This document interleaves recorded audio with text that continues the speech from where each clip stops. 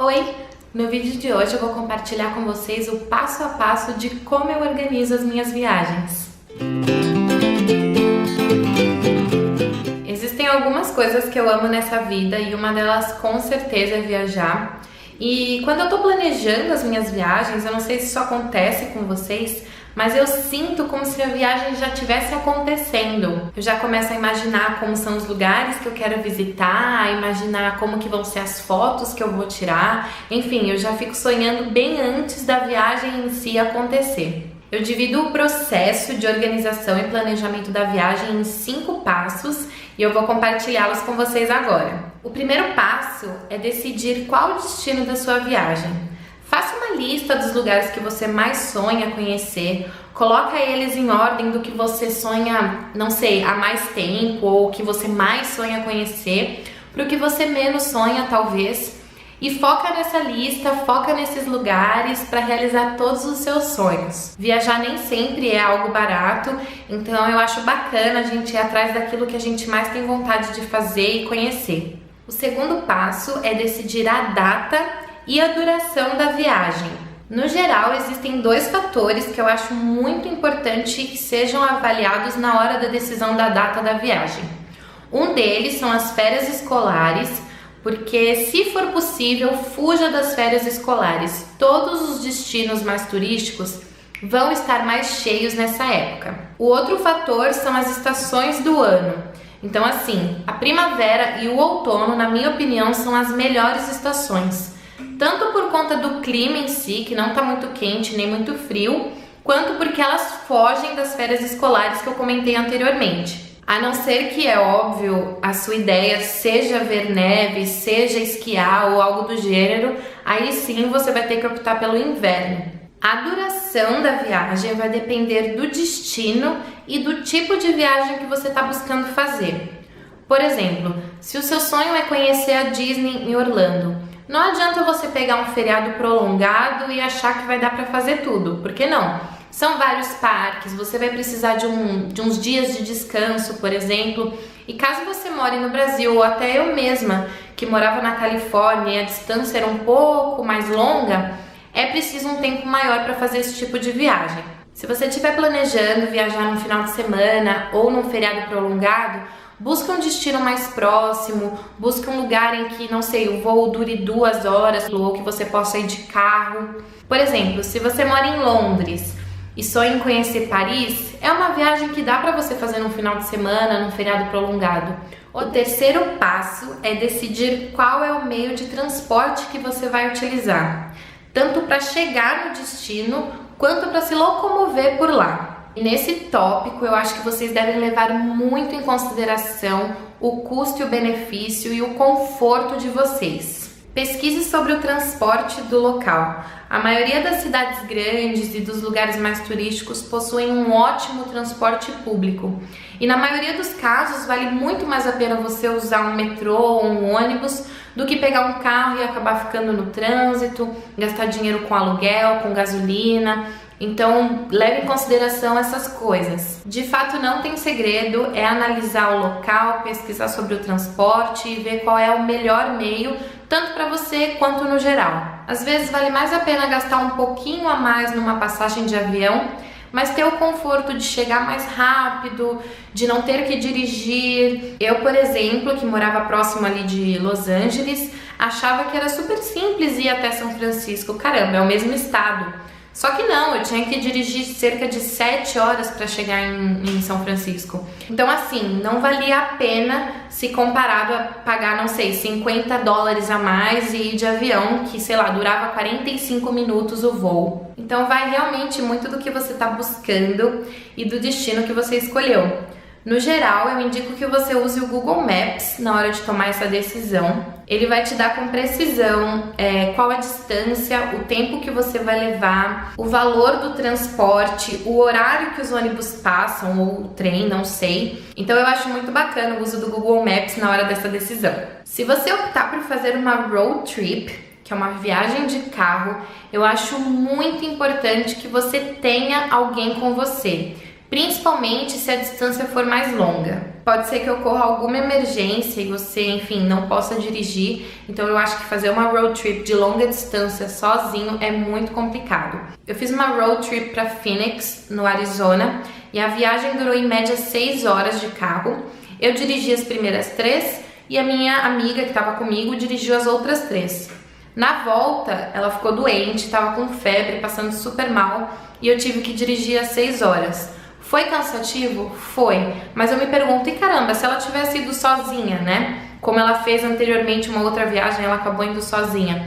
O que ela ia fazer? Como que ela ia voltar? Então eu acho bem importante você ter alguém aí, caso a distância seja grande, principalmente. E no caso de uma road trip, existe um aplicativo super bacana chamado Road Trippers. Ele não só te dá com precisão a distância e o tempo da sua viagem, como também ele calcula o valor aproximado da gasolina que você vai usar. Quando a ideia é fazer uma viagem de avião, eu uso 4 sites e aplicativos, entre eles o Kayak, Skyscanner, o Expedia e o Google Flights, que também é muito bom. E aí eu comparo o preço entre eles. Além de comparar o valor entre os sites, eu também vejo o que mais vale a pena, comprar a ida e a volta juntos ou separados.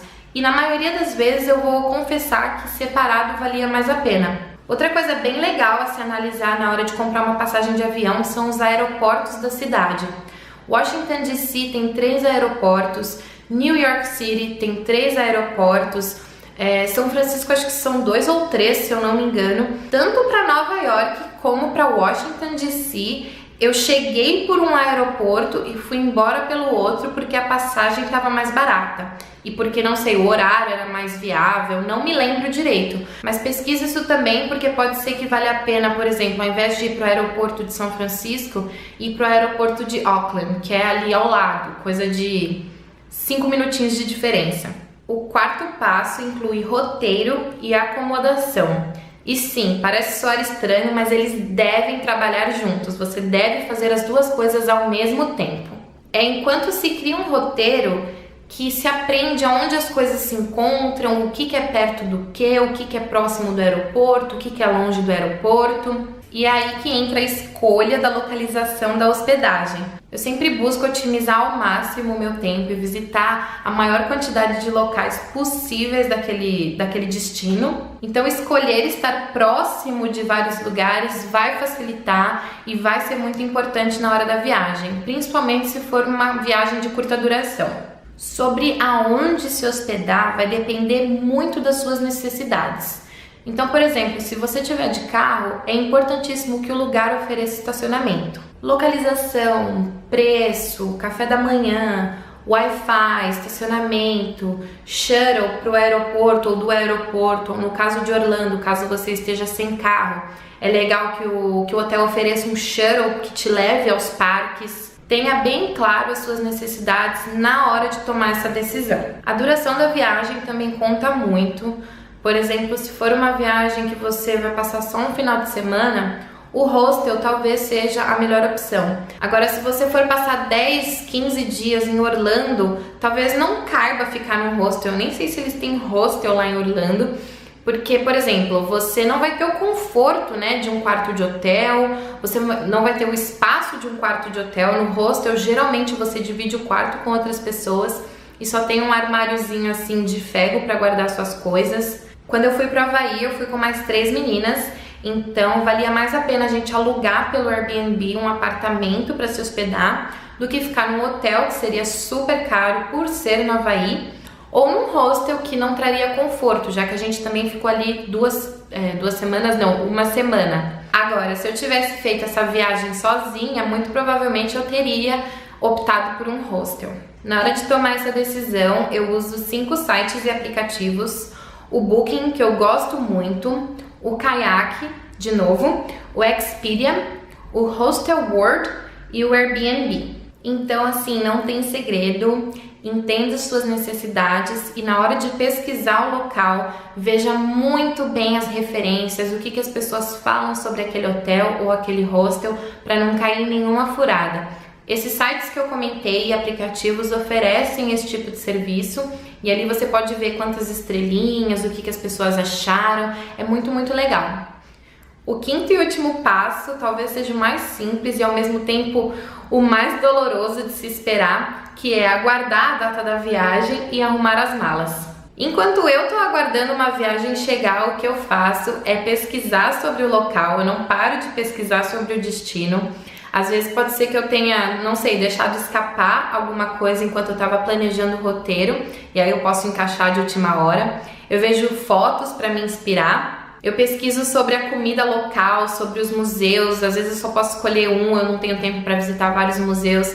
Eu dou uma pesquisada bem a fundo em qual que eu vou querer visitar. E também aproveito esse período para fazer uma listinha ali do que eu vou levar na bagagem, montar os looks que eu quero levar. Eu sempre arrumo a minha mala desse jeito, eu já penso num look para cada dia, para não ter excesso de roupa. E é isso, eu espero que vocês tenham gostado das minhas dicas e do passo a passo. Eu organizo as minhas viagens assim e funciona. Não sei se você tem algum outro método, comenta aqui embaixo, porque pode ser que seja mais prático do que o meu. E eu sei que existe uma facilidade em contratar, por exemplo, uma agência que vai te organizar a viagem por completo, mas eu acho tão gostoso organizar e ter feito tudo quando acaba a viagem, ou quando você tá mesmo na viagem e você vê que, né, tá dando tudo certo, igual você planejou. Cara, é muito bacana e eu realmente gosto muito.